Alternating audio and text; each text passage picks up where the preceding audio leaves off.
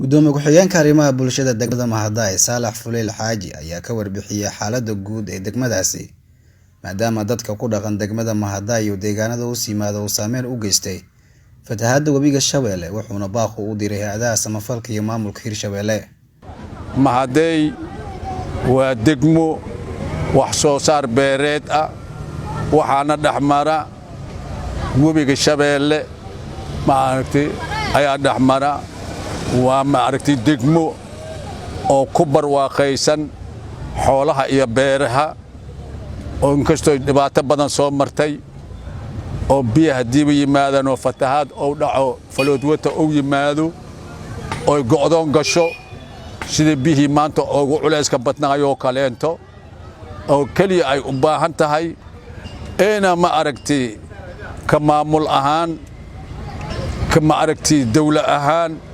ka hay'ad caalami ahaan ina webiga fatahaadda sameynaayo degmada Mahadai oo soo maraayo ina cala buur waafi ah oo loo helo oo ma aragtay wax laga qabto inkastoo ku qalsamahay bulshada Mahadai ku nool bulsho shaqaysata beeraley ah xuraaley ah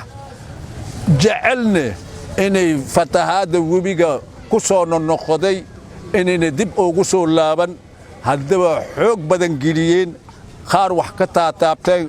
balse ay ku filneen intay tabartooda geliyeen loo baahan yahay hay'ad caalami ah ee dawladda Hirshabeelle oo isbiirsaday ee maamulka gobolka ayaa wax ka tara webiga dhibaatada Mahadai ka taagan caratuur xoogan mana noqoto ma aragtay ko gacmo iyo jawaano lagu tuuri ay wax ka galaan ma jiraan. sidoo kale wuxuu beeraleyda degmada Mahadai ugu baaqay inay u diyaar garoobaan tacbashada beeraha maadaama xilligan lagu dagalayo guga waqtigii dhul beereedka lagu jira diyaar garowgii dhulka lagu jira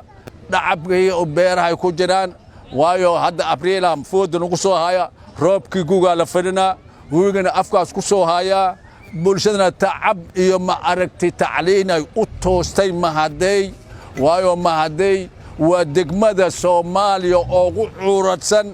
oo Talyaaniga oo ka dhigtay degmadii ugu horeysay Ministero Coloniale Italiana ma ka sameeyay ahay